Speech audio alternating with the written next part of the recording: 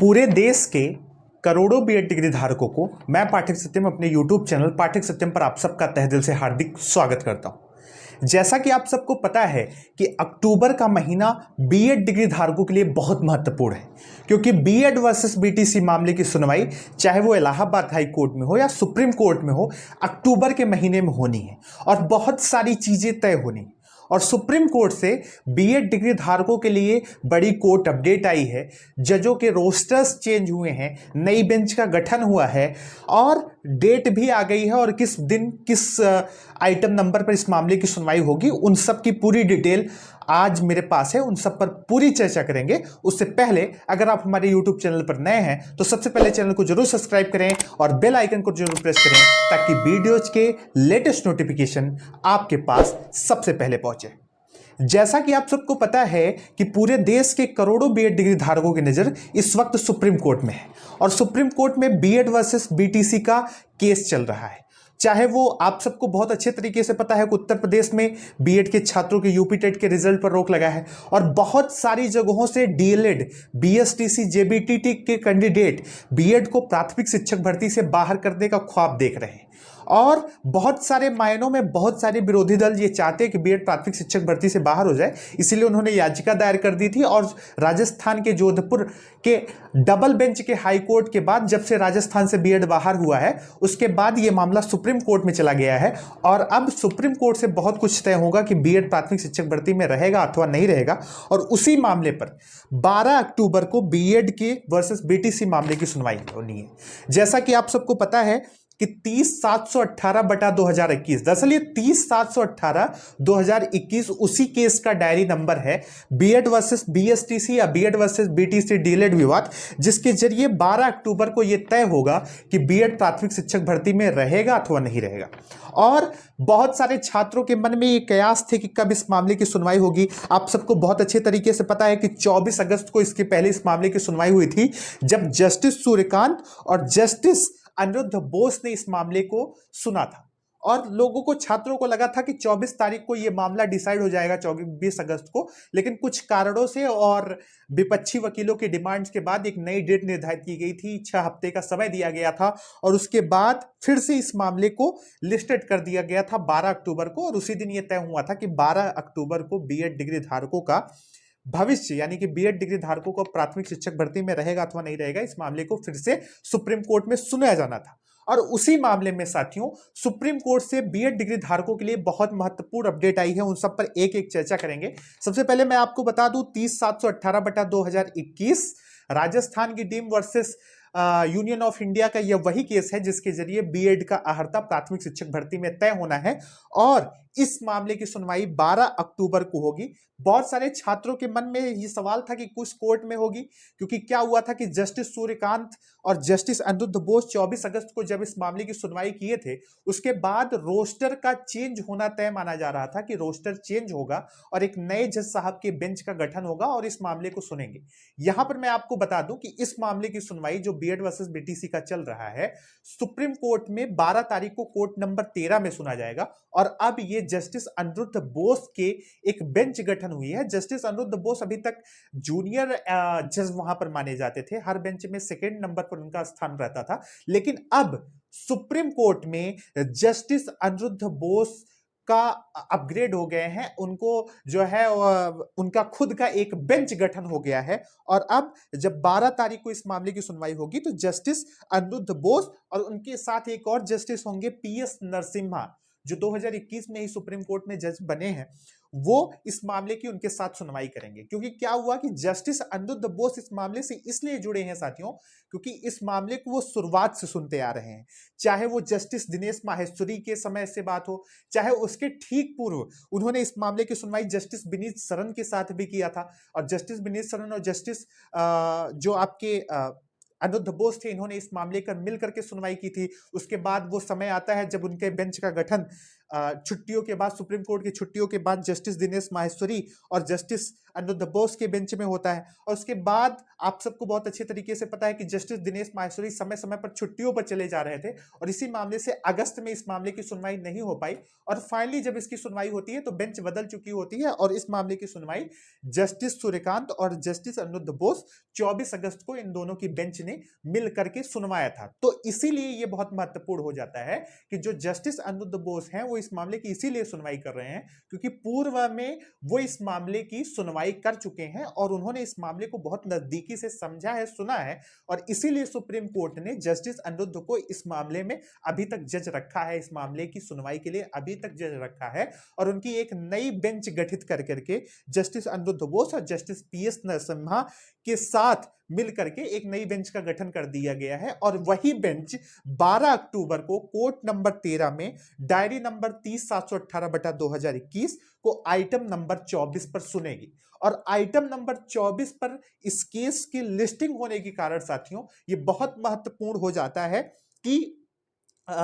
इस मामले को 12 अक्टूबर को हर हाल में सुना जाना तय है। अब यहां पर एक चीज आप सबके दिमाग में मैं बता दूं क्योंकि बहुत सारी चीज है और बीएड डिग्री धारकों के लिए मैं स्पेशल मैसेज इस वीडियो के माध्यम में एक मुहिम और उन सब की पूरी चर्चा करेंगे। उन सबको आप सबको देखना भी चाहिए और सुनना भी चाहिए, वो हर बीएड डिग्री धारक तक पहुंचाने का कार्य आपको करना है। अगर बीएड इस केस में जीतना चाहता है तो उसके लिए सबसे महत्वपूर्ण रास्ता है, उन सब पर चर्चा करेंगे। लेकिन उससे पहले मैं आपको बता दूं कि 24 अगस्त को क्या हुआ था जिसके बाद से 12 अक्टूबर की ये डेट लगी थी। दरअसल 30/718/2021 को जब 24 अगस्त को जस्टिस सूर्यकांत और जस्टिस अनिरुद्ध बोस के बेंच में इस मामले को सुना जा रहा था,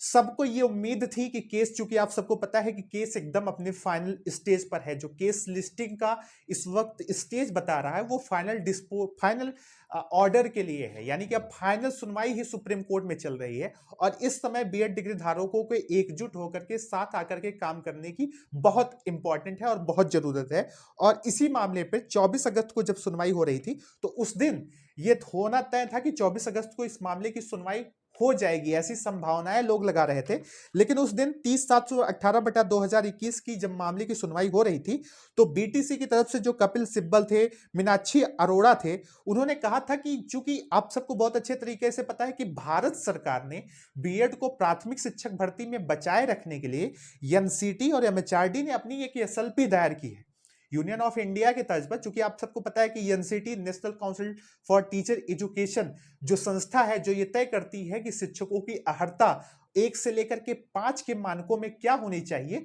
उसने अपनी एक एसएलपी, एमएचआरडी ने एक एसएलपी सुप्रीम कोर्ट में लगाई है। और विपक्ष के वकीलों ने उस दिन जब देखा कि मामला उनके गड़बड़ हो सकता है तो उन्होंने कहा था कि एनसीटी और एमएचआरडी और यूनियन ऑफ इंडिया की पार्टियों ने अभी तक उन्होंने एसएलपी को उनको रिसीव नहीं कराई है, इसलिए इस मामले को आप एक बार फिर से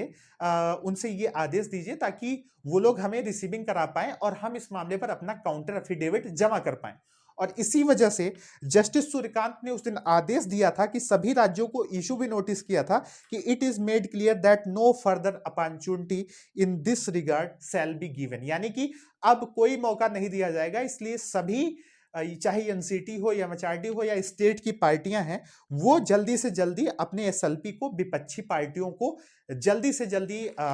दें ताकि जो है बीएड प्राथमिक शिक्षक भर्ती में जो उनका एसएलपी है वो विपक्षी पार्टियों को रिसीव हो सके। और इसी वजह से जो जस्टिस सूर्यकांत थे उन्होंने इस मामले को 6 हफ्ते बाद यानी कि 12 अक्टूबर को तय कर दिया था कि 12 अक्टूबर को इस मामले की सुनवाई होगी। अब 12 तारीख का दिन बीएड के छात्रों के लिए बहुत ज्यादा महत्वपूर्ण है और अब ये वो फैसले की घड़ी है जिसमें आप सबको साथ आने की आवश्यकता है। आप सबको बहुत अच्छे तरीके से मैं यहां पर एक चीज क्लियर कर देना चाहता हूं। देखिए, बीएड वर्सेस बीटीसी का जो ये मामला चल रहा है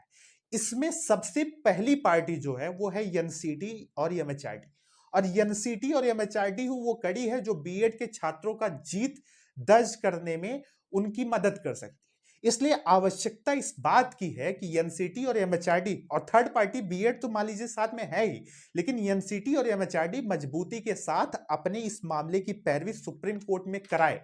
और इसके लिए यह बहुत महत्वपूर्ण है कि जो भारत के एसजी हैं तुषार मेहता, वो खुद इस मामले पर आए और सुप्रीम कोर्ट में पैरवी करें। और एसजी तुषार मेहता, आप सबको पता है कि अभी तक जब तक बीएड वर्सेस बीटीसी का यह मामला सुप्रीम कोर्ट में चल रहा है, जिसमें करोड़ों बीएड डिग्री धारकों के भविष्य का फैसला सुप्रीम कोर्ट में होना है, अभी तक एक भी बार इस मामले की सुनवाई के लिए एसजी तुषार मेहता कोर्ट में नहीं आए। इसलिए आवश्यकता आज बीएड डिग्री धारकों के लिए यह होनी चाहिए कि वो सरकार पर, चाहे वो मेल अभियान की बात हो, चाहे ट्विटर अभियान की बात हो, मेल अभियान बहुत बड़ा इफेक्टिव है इस मामले को, ये आप सबको बहुत अच्छे तरीके से पता है। 29 जून 2022 के आदेश को, जो आप स्क्रीन पर भी देख पा रहे हैं, क्यों मेल अभियान इंपॉर्टेंट है वो मैं आप सबको बता रहा हूं। और ये बीएड डिग्री धारक इस अभियान में जरूर प्रतिभाग लें, और साथ ही साथ ट्विटर अभियान भी मैं आपको बताऊंगा कि कब करना है, सबको साथ आकर के इस मामले पर। सबसे पहले मैं आप सबको बता दूं कि आपको मेल कैसे करना है और इस मेल का महत्व क्या है। मेल का महत्व इसलिए है साथियों, क्योंकि तुषार मेहता जी को कोर्ट रूम में प्रेजेंट करवाने के लिए बहुत ही इंपॉर्टेंट है कि तुषार मेहता जी इस मामले पर कोर्ट में पहुंचे। क्योंकि एक दुखद चीज और निकल करके आई है कि जो भारत सरकार की एएसजी हैं ऐश्वर्या भाटी, जो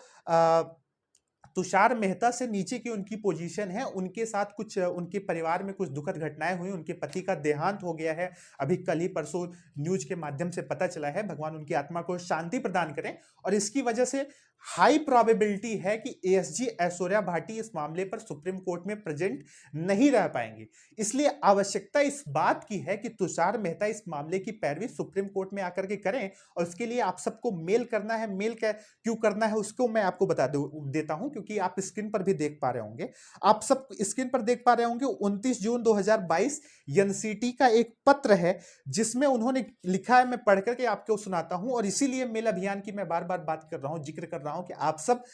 तमाम बीएड डिग्री धारक जो इस वीडियो को देख रहे हैं, कृपा करके मेल अभियान में जरूर प्रतिभाग ले, ताकि तुषार मेहता कोर्ट रूम में प्रेजेंट हो पाए। 29 जून 2022 को जो एनसीटी ने लेटर जारी किया था, उसमें उन्होंने लिखा था कि उपरोक्त विषय में अवगत कराना है कि माननीय उच्चतम न्यायालय जोधपुर द्वारा पारित आदेश 25/11/2021 के विरुद्ध राष्ट्रीय अध्यापक शिक्षा परिषद ने माननीय सर्वोच्च न्यायालय में एसएलपी दायर की है, तथा माननीय उच्च न्यायालय जोधपुर के आदेश दिनांक 25/11/2021 को खारिज कराने की पूरी कोशिश की जा रही है। इसी क्रम में राष्ट्रीय अध्यापक शिक्षा परिषद ने माननीय श्री तुषार मेहता जी एसजी को भारत सरकार को इस मामले में पैरवी के लिए रखा है। ये एनसीटी का व्यक्तिगत पत्र है जो पब्लिक डोमेन में ऑलरेडी है 29 जून 2022 को, और ये तभी संभव हो पाया था क्योंकि सारे बीएड डिग्री धारक एकत्रित होकर के सरकार पर दबाव बनाने के लिए उन्होंने प्रयास किए थे। आवश्यकता यह है कि इस इतिहास को एक बार फिर से दोहराया जाए। आप सब एकजुट होकर के सुप्रीम कोर्ट में मेल आप सबको करना है। मेल आपको कैसे करना है, मेल क्या करना है, उसके लिए हमने अपने डिस्क्रिप्शन में अपने टेलीग्राम ग्रुप का लिंक डाल रखा है। आप उसको क्लिक करिए और क्लिक करके आपको वो सब्जेक्ट्स मिल जाएंगे, आपको वो पूरा डिस्क्रिप्शन मैसेज मिल जाएगा कि क्या आपको कॉपी करके वहां पर भेजना है और किन्हें भेजना है। मैं एक बार पढ़ के भी सुना देता हूं कि आपको किसे मेल करना है, आप ध्यान से सुनिएगा। आप सबको तुषार मेहता को सुप्रीम कोर्ट में पैरवी करवाने के लिए 12 अक्टूबर को आप सबको legal@nct-india.org एक ये ईमेल आईडी होगी। तुषार मेहता जी का पर्सनल जो ईमेल आईडी है tusharmehta.esg@gmail.com, और भारत के जो शिक्षा मंत्री हैं डॉक्टर धर्मेंद्र प्रधान, उनकी ईमेल dr.d.pradhan@sansad.nic.in पर, और एनसीटी के जो लीगल चीजों की पैरवी कर रही है उसकी Gmail handle email ID ms@nct-india.org पे आपको मेल करना है। ये सारी चीजें क्या आपको मेल करना है, आपको उसी में यही मांग करनी है कि तुषार मेहता जी को 12 तारीख को 30/718/2021 मामले पर जल्द से जल्द सुप्रीम कोर्ट में आकर के 12 तारीख को इस मामले की पैरवी करवाएं। उसमें आप सबको प्रतिभाग लेने की बहुत ही आवश्यकता है। अब आप सब उसमें प्रतिभाग कैसे ले सकते हैं उसका मैंने बता दिया है कि हमने अपने इसी वीडियो के डिस्क्रिप्शन में अपने टेलीग्राम ग्रुप का लिंक डाला है। आपको क्या करना है, आपको उस टेलीग्राम ग्रुप के लिंक को क्लिक करना है और यूपी बीएड छात्र संघ लीगल टीम से जुड़ जाना है। वहां पर हमने सारी चीजें वहां पर रखी हैं कि आपको किस प्रकार से क्या सब्जेक्ट मेल करना है और क्या करना है। अब एक चीज मैं और आप सबको बता देना चाहता हूं, साथ ही साथ हम लोगों ने फैसला लिया है कि 9 तारीख को बीएड को सुप्रीम कोर्ट में बचाने के लिए, और यह संदेश आपको हर बीएड डिग्री धारक तक पहुंचाना है, 9 तारीख को सुबह 9 बजे बीएड को प्राथमिक शिक्षक भर्ती में बचाए रखने के लिए और एनसीटी और एमएचआरडी और सरकार पर दबाव बनाने के लिए सब यूपी बीएड छात्र संघ लीगल टीम ने ये वो किया है कि आप सब सुबह 9 तारीख को 9 बजे से #NCT/MHRD सपोर्ट बीएड इन एससी, इस हैशटैग को आप जरूर याद रखिएगा। और हैशटैग का जो क्रम है वो भी आपको याद रखना है, #NCT/MHRD सपोर्ट बीएड इन एससी। आपको हैशटैग लगा करके ट्विटर पर 9 तारीख को सुबह 9 बजे से लगातार तब तक ट्रेंड में ट्विटर में करना है जब तक देश के बड़े मीडिया घरानों की नजर हमारे ट्विटर ट्रेंड पर न पहुंच जाए, जब तक सरकार तक हमारी बातें नहीं पहुंच जाए। और यह बहुत महत्वपूर्ण है साथियों कि आप सब इस ट्विटर अभियान में प्रतिभाग लेकर के बीएड को प्राथमिक शिक्षक भर्ती में बचाए रखने के लिए अपना सहयोग अवश्य दें। इसके लिए आप सबको इस हैशटैग को सुबह 9 बजे 9 तारीख को सुबह 9 बजे से #NCT/MHRD सपोर्ट बीएड इन एससी। आप एक चीज और ध्यान दीजिए, आप लेटर्स दिख ले लीजिए कि कौन बड़े लेटर्स में है कौन छोटे लेटर्स में है। इन सब का ध्यान रखते हुए 9 तारीख को 9 बजे आप सबको इस ट्विटर अभियान में प्रतिभाग लेकर के एक बार फिर से बीएड को प्राथमिक शिक्षक भर्ती में बचाए रखने के लिए अपना योगदान देना होगा। आप सब इस वीडियो से जुड़े उसके लिए आप सबका बहुत बहुत धन्यवाद। बहुत सारी चीजें इसी चैनल पर हम आप सबको बताते रहेंगे, समय समय पर आप सबको पूरी अपडेट देते रहेंगे। आप सब वीडियो के माध्यम से जुड़े उसके लिए धन्यवाद। ट्विटर अभियान और मेल अभियान में जरूर प्रतिभाग ले, जैसे ही कुछ भी अपडेट आप सबको मिलेगी आप सबको इसी चैनल से दिया जाएगा। बहुत बहुत धन्यवाद। नमस्कार, जय हिंद, जय भारत।